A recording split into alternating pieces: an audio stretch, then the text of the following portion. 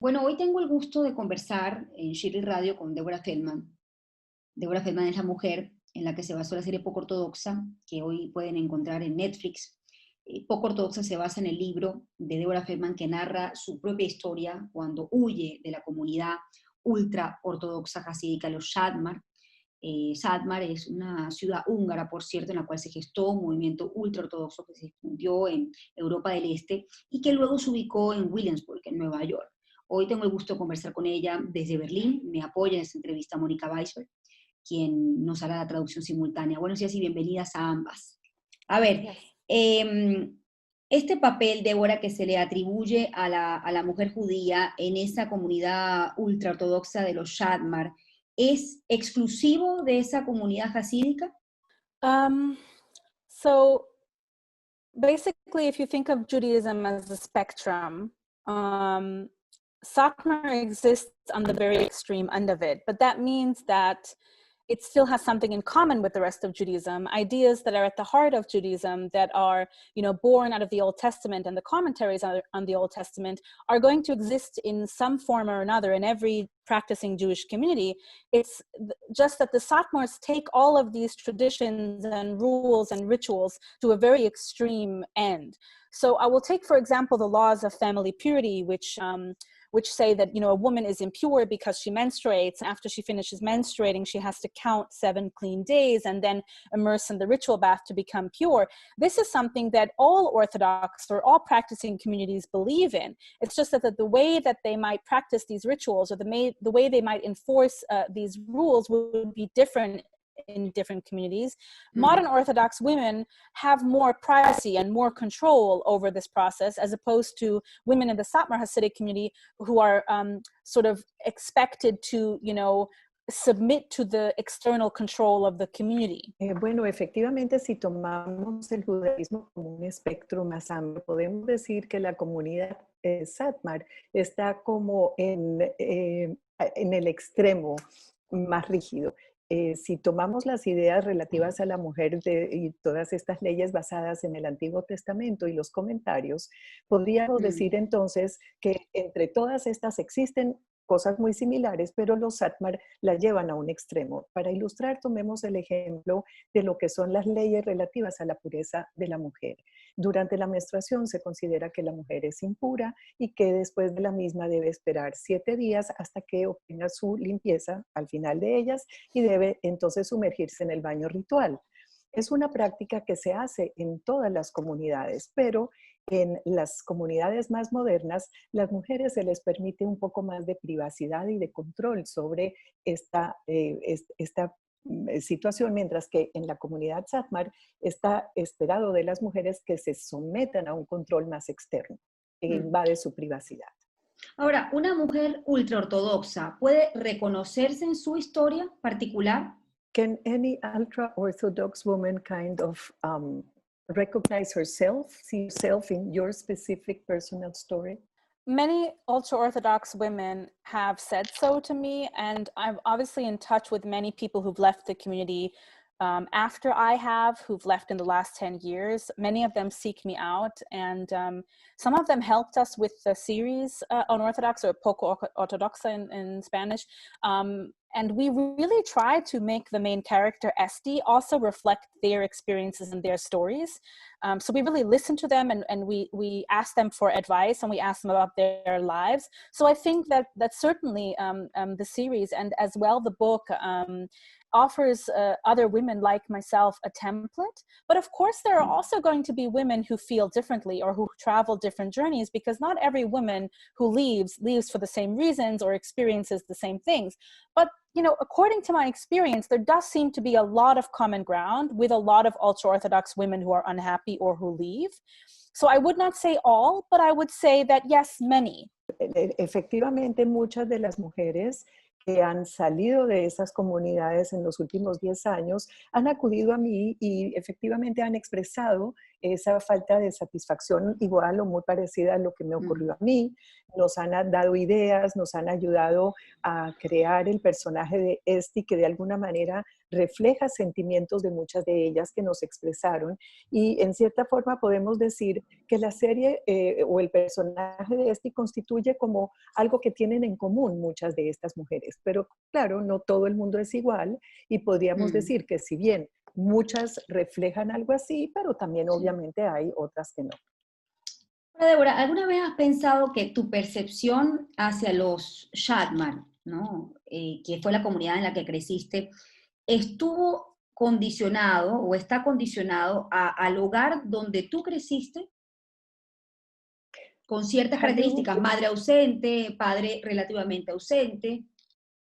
Have you ever considered that perhaps the way in which you viewed your role in the entire community, the Satmar community where you grew up, could it have been like colored or conditioned by your very personal story with an absent mother and a semi-absent father, the very specific conditions of your own family? Yes, I think certainly you can easily make the case for the fact that because my parents were so different from other people's parents, and because I grew up with my grandparents, two things are true. One thing is I was always different. And when you're different in the community, you automatically have an outsider perspective. You automatically are standing on the margins looking in. So you're already looking at the world you live in from this view of the outsider. And the second factor that makes me somewhat unique is that I was raised directly by Holocaust survivors, but I'm the same age as the second generation after Holocaust survivors. So this what you see in the series is kind of a tremendous seriousness in Esti's environment as she grows up, this burden that she has to replace everything that is lost. This is the case in the community, but this kind of seriousness that she experiences is something that the first generation after the Holocaust experienced much more than the second. The second still experienced it, but with a little bit of distance. Whereas what makes Esti unique is her parents are different, and she's being raised like a first generation after the war. Sí, es que me diferencian del resto de las chicas, por una parte, porque al no estar mis padres, yo fui criada por los abuelos, y esto siempre hace que haya dos cosas. Primero, ya de por sí eso me hacía diferente a los demás, con lo cual mi posición siempre era como mirar desde afuera, estar como al margen, y ya eso da una perspectiva y una óptica diferentes. Y el segundo punto es que mis abuelos son sobrevivientes del Holocausto, con lo cual yo, al ser ya de segunda generación, también tuve que asumir el papel de lo que normalmente era de la primera generación de hijos de sobrevivientes. A ver, Débora, ¿tú crees que a través de esta historia, sobre todo cuando se difunde en una plataforma masiva, como el caso de Netflix, ¿no? Y bueno, ya el hecho de publicarlo también en el libro que tuvo en su momento trajo bastante polémica, ¿tú crees que se estigmatiza a las comunidades hasídicas a través de tu historia? I'd like to ask you, do you believe that with the sort of massive dissemination of the series in a platform like Netflix, and also the book, which at the time it was published, created some polemic, do you believe that this can sort of create a stigma for the Hasidic community at large? I think that's one way to frame it. I don't frame my perspective on these issues this way. I think the people who are most afraid of this kind of stigmatization are Jewish people, and sometimes it's very secular, very liberal Jewish people who are afraid of this. And what they're really afraid of is not the stigmatization of this community, but the stigmatization of their own lives and their own versions of Judaism. And this is a very interesting problem because, you know, for a very long time, the Jewish world in general was able to kind of pretend that the ultra-Orthodox world didn't exist.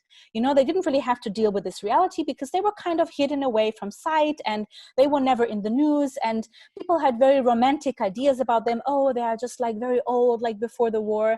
And there's this really interesting essay from Joseph Roth. It's called Wandering Jews, and it's from before World War II, where he writes a kind of accusation towards Western integrated German Jews. And he says to them, shame on you for looking down at your Eastern European religious counterparts. Shame on you for trying to pretend that you have nothing in common with them. And this is a very old tradition in the Jewish world, that there is a kind of shame and a desire to keep these people away out of the spotlight so they don't reflect badly on other Jewish people. And this is why when I left my community, it was actually liberal Jewish people who were the most cruel towards me, who were the most rejecting me, because they say to me, go back to where you belong, or just shut up. No one wants to hear you talk. And, you know, for a long time, I could understand why, but we live today in an age where the ultra-Orthodox are growing in numbers and in influence. We live in an age where 10% of the ultra-Orthodox community is leaving or has left. We live in an age where we're constantly hearing in the news of suicides of people who have left. We live in a time where the state of Israel will soon no longer have a non-religious majority, which means it will not have a democracy. More and more biblical law is having the rule in Israel. So we can no longer afford to not tell these stories. But of course, we have to try to tell these stories in such a way to help people who know nothing about these communities to understand. And this is why I think that if these stories are going to be told, they need to be told from people who are coming from there. They need to be told by Jewish people. If it's a woman's story, it should be told by a Jewish woman, and so on. And so the people who created the series, there are 3 Jewish women, you know, with very deep emotional connections to the story, and they did everything in their power to really help people to understand why the community is the way it is. Not so that people see the story and think, oh, they are just crazy, but that people can understand these are people who are traumatized. These are people who have lost everything.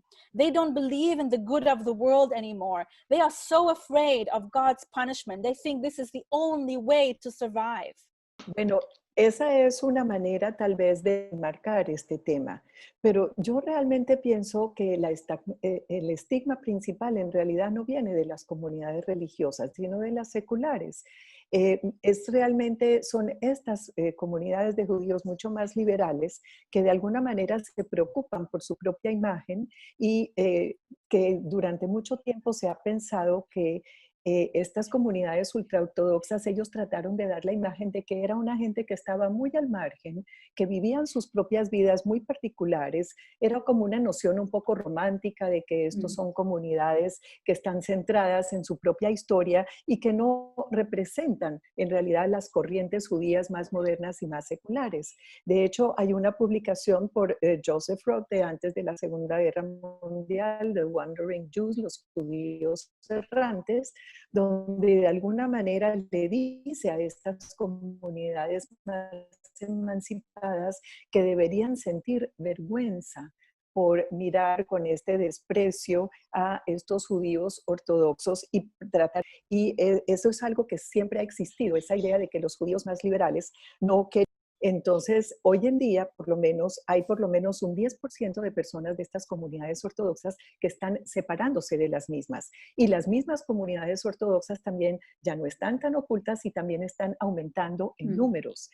Hay también un gran número de suicidios de estos judíos que han salido de las comunidades más ortodoxas. Y por otra parte también el Estado de Israel cada vez más está convirtiéndose en un Estado menos secular y más religioso, donde de alguna manera la propia ley bíblica es la que se está aplicando más, y es posible que en un futuro no tan lejano el país ya deje también de ser una democracia. Y en realidad en las películas, en la serie, lo que trataron de hacer las mujeres que allí actuaron es de que se pueda conocer mucho mejor y reflejar con más veracidad lo que realmente sienten estas personas, reflejar el hecho de que estas comunidades sienten que se las ha dañado, que no han estado protegidas y que ese temor a Dios es algo totalmente genuino, que no son unos locos que andan por allí, sino que han sido verdaderamente traumatizados y sienten que esa es la única manera de hacerlo. Y yo personalmente, dice Deborah también, pienso que si alguien va a narrar esos relatos, deben ser las propias personas. Y en mi caso, que si alguien va a hablar de las mujeres judías, que debe ser una mujer judía, porque son las que pueden reflejarlo con una mayor veracidad. Estoy conversando a esta hora con Deborah Feldman, la autora del libro Poco Ortodoxa, en la que se basa la serie de Netflix. A ver, Deborah, ¿cuál fue el punto de inflexión? ¿Cuándo te diste cuenta que no pertenecías a ese mundo y que tenías que dejar atrás ese mundo en el que habías sido criada? When did you realize, Deborah, that when was there this breaking point? At what point did you realize that you really didn't belong and that you really had to leave behind the community in which you grew up?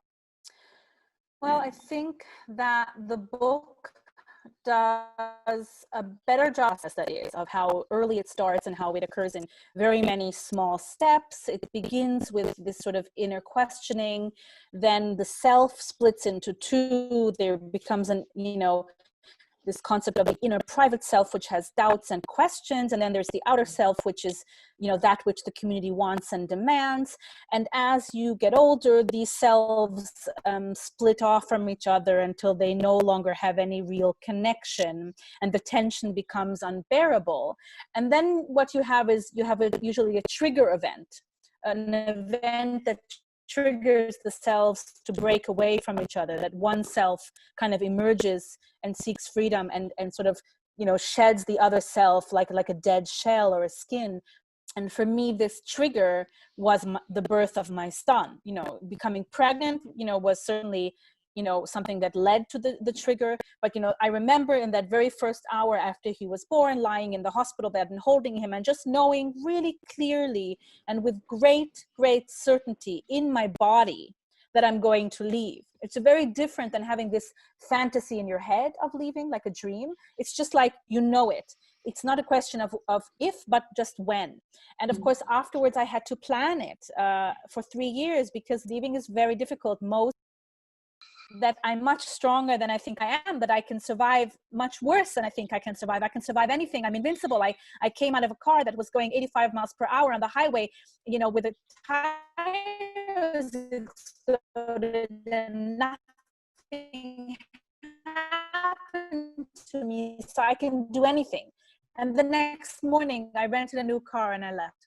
Bueno, en realidad pienso que el libro existe bastante, internamente, es como que el yo, la persona internamente se va como dividiendo. Por una parte estaba la parte mía que tenía sus dudas, que se hacía las preguntas que se hacía, pero en lo externo mantenía la apariencia y acataba todas las exigencias que se me presentaban. Ahora, esto se va como intensificando hasta que llega un momento en que se desdobla de tal manera que ya la tensión es insoportable. Y luego, por supuesto, viene un punto que lo desencadena todo. Y en el caso mío, esto surgió en el momento en que nació mi hijo. Ya cuando quedé embarazada, de alguna manera, sentía que esa mitad interna estaba creciendo de una manera muy fuerte y la otra mitad se iba vaciando como si fuera un cascarón vacío.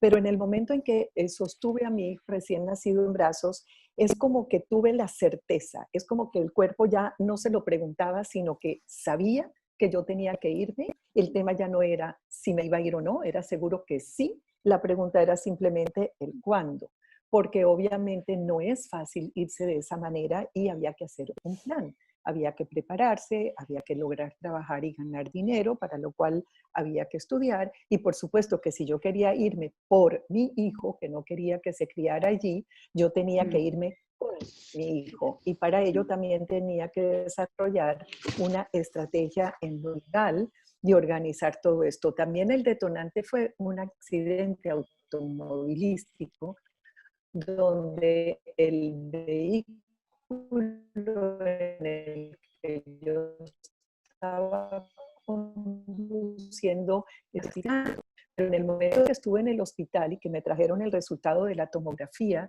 donde se veía que yo estaba en perfecto estado habiendo sobrevivido tan aparatoso accidente, lo que yo sentí es que Dios no solo que no me estaba castigando, sino que me estaba dando un mensaje. Tú sí puedes, tú eres muy fuerte, tú lograste sobrevivir a este accidente tan aparatoso, con lo cual al día siguiente me compré un nuevo auto y me fui.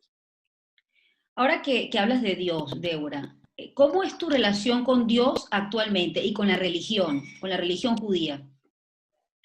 And now that you bring up God, so what is your current relationship to God and to the Jewish religion? I'm not religious. I mean, I think that with every artist, there is always going to be an element of spirituality, because art is a kind of search for meaning, you know, that really in one God for one community with you know one set of laws for a small group of people. And it's the world is too big for all of these small gods, you know. It's maybe what art teaches us is how to find the God within ourselves, and therefore within all of ourselves, you know, to get in touch with something much more universal and much more powerful. But it's difficult for me to call things like this God or spirituality, because when you have such a terrible experience, you know, in relationship to God, you become afraid. You become afraid of religions. You become afraid even of the way, you know, joining groups. You become afraid of the way groups think, you know, groups act as one. You become very protective of your individuality and your freedom and your right to believe the way you want to and to change your beliefs. And this is why I think religion will always frighten me. Dice Débora que ella en realidad siente que lo de ella no es ser religiosa, pero que ella siente que todos los artistas realmente tienen una vida espiritual y que esa búsqueda por el significado es algo que se conecta con esa parte espiritual. Dice Débora que ella realmente no puede hoy por hoy creer en que hay un solo Dios por cada religión, que ella lo que siente es que hay un Dios que está dentro de todos los seres humanos y que no puede haber dioses específicos para cada una de las comunidades, que realmente el concepto de Dios es algo demasiado grande para que haya comunidades específicas que se lo apropien, y que todos lo tenemos realmente internalizado y que es algo mucho más universal, mucho más poderoso. Y Débora se siente hoy por hoy como casi que asustada por todo lo que son las religiones y todo lo que son grupos y la forma en que los grupos actúan, la forma en que piensan. Y por lo tanto, ella siente que lo importante es proteger ese aspecto individual, ese derecho de cada persona a tener sus creencias, y que debe ser creencias mucho más universales, de un Dios que es universal. A ver, Débora, ¿qué no pudiste dejar atrás? ¿Qué conservas aún de los Shatmar? ¿Te fue difícil deslastrarte de eso? What is something that you couldn't really leave behind?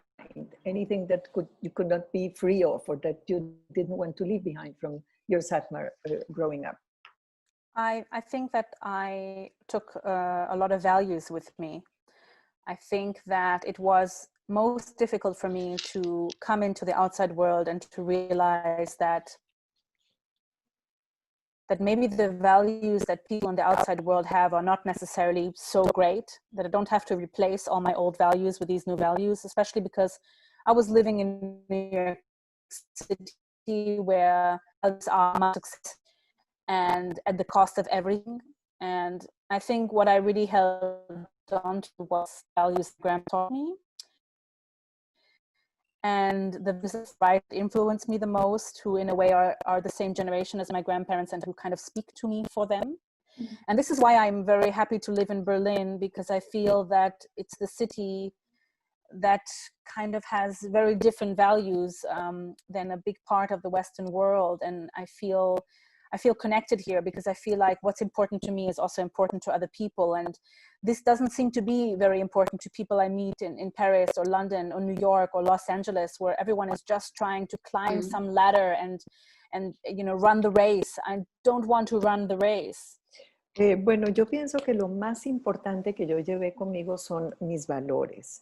Y cuando yo salí de esa comunidad, yo me di cuenta que no necesariamente los valores de ese mundo externo eran algo que yo necesariamente quería cambiar por los que yo traía, que no eran realmente tan fantásticos.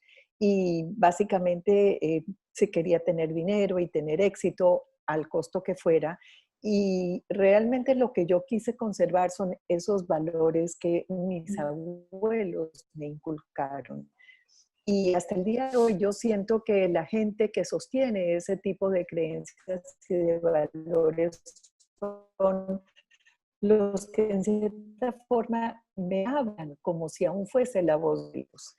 Porque es una ciudad cuyos valores yo puedo identificarme con ellos. Es muy diferente de lo que era Nueva York o de muchas de las capitales del mundo occidental, París, Londres, donde en realidad la gente quiere escalar, escalar, escalar y estar en la carrera. Y yo personalmente tengo deseo, yo en la carrera, y la gente tiene unos valores con los que yo me identifico mucho mejor. A ver, ahora que hablas de Alemania, Débora, a mí me ha llamado poderosamente la atención que hayas escogido Alemania, ¿no?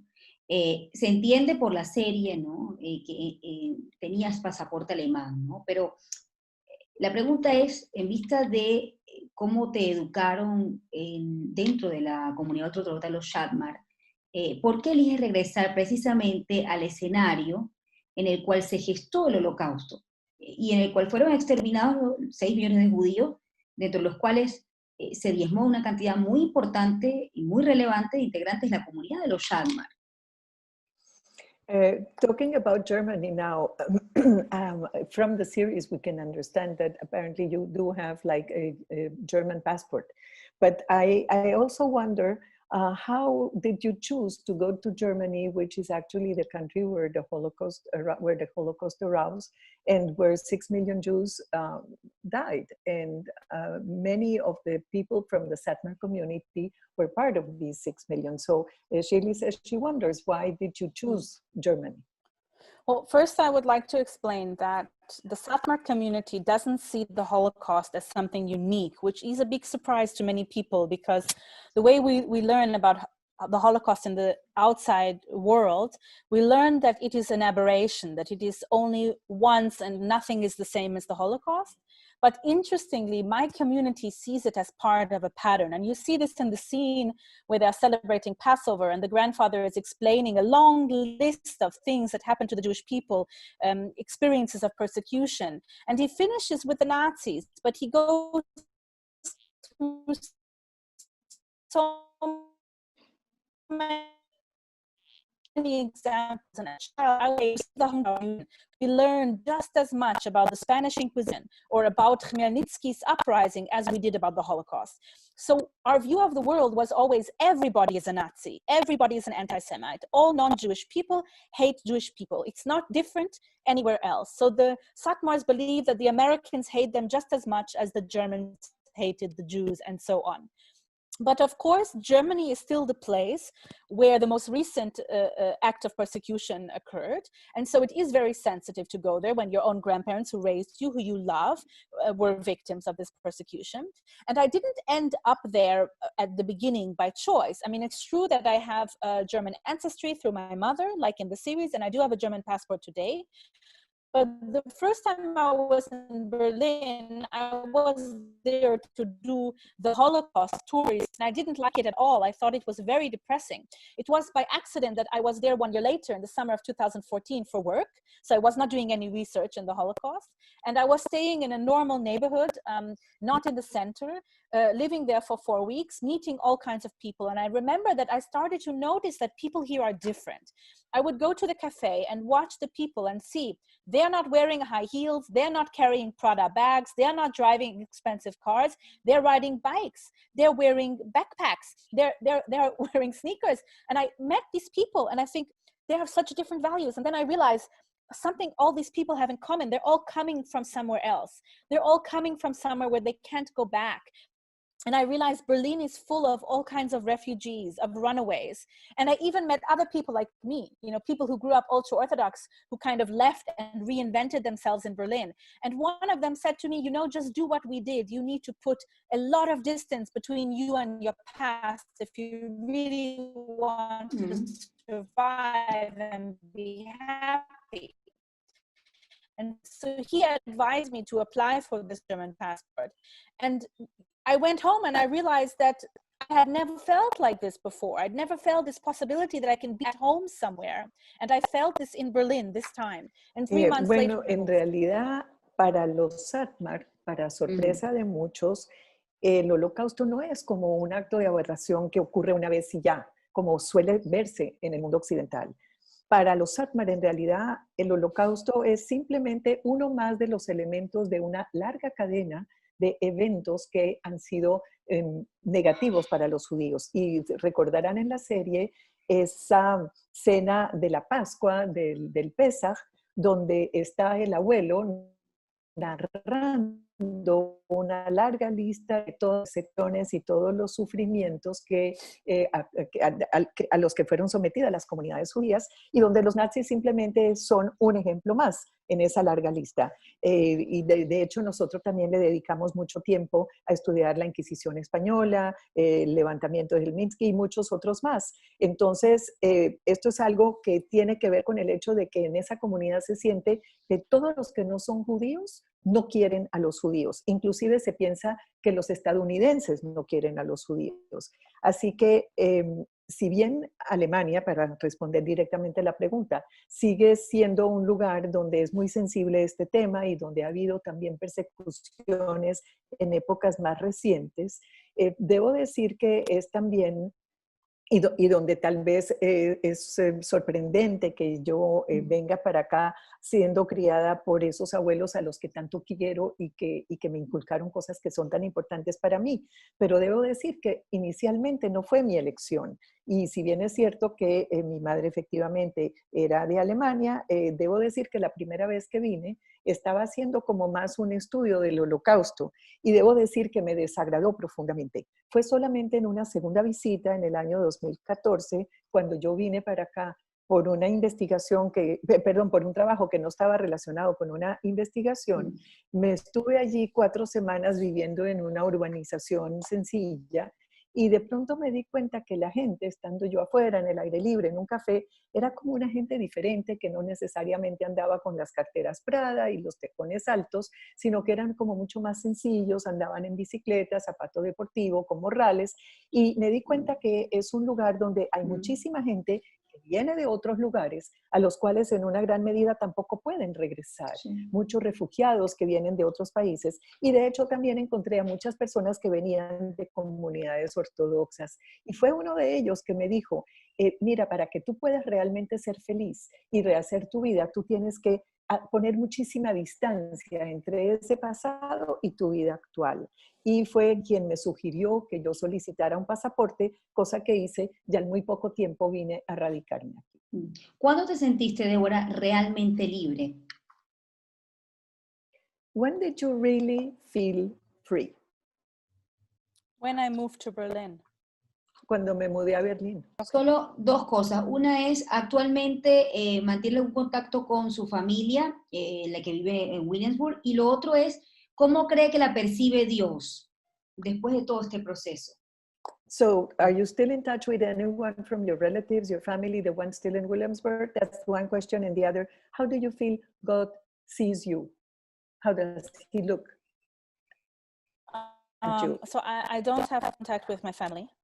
And probably I'm very close to being an agnostic. So I think that if there is a God, it's probably not this kind of God that is judging people harshly according to a set of rituals that would only apply to a small community.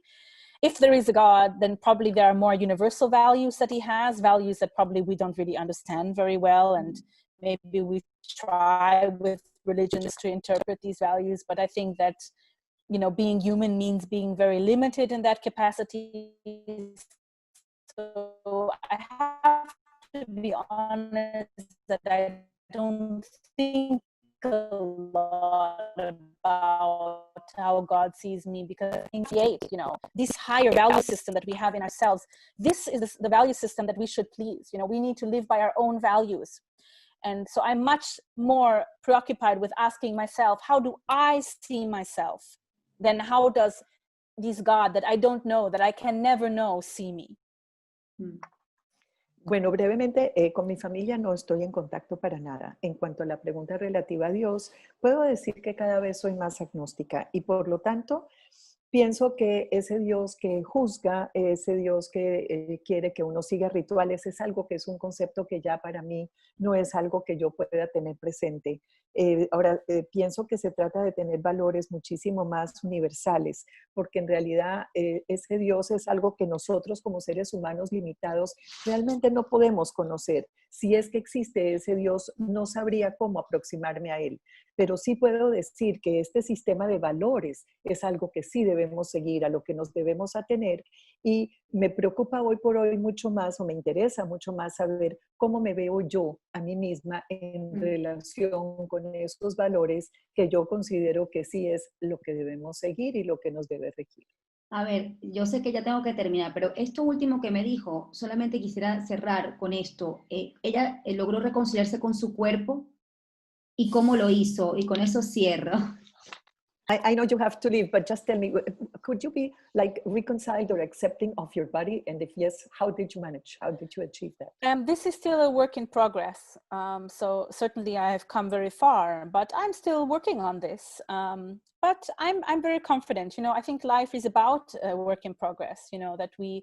That it's the journey that matters and not where we arrive. And I don't put any pressure on myself. I don't feel that I'm not where I should be. I feel very happy in my life right now, and I think it will only get better.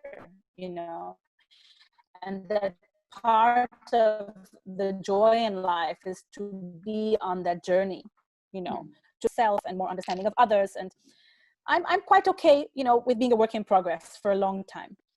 Bueno, debo decir que esa parte todavía es una labor que está en ejecuciones, está avanzando. Yo siento que estoy avanzando y además yo siento que lo importante no es el logro final, sino es el propio camino.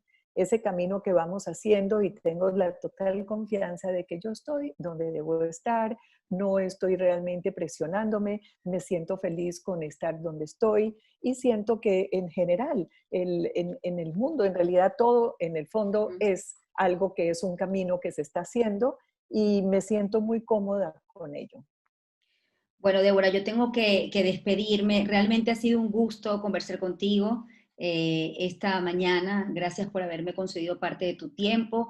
Mónica Weisberg, Deborah Feldman fueron mis invitadas esta mañana. Mónica nos apoyó con la traducción que nos ha hecho a Deborah Feldman, la escritora justamente del libro en el que se basó la serie Poco Ortodoxa.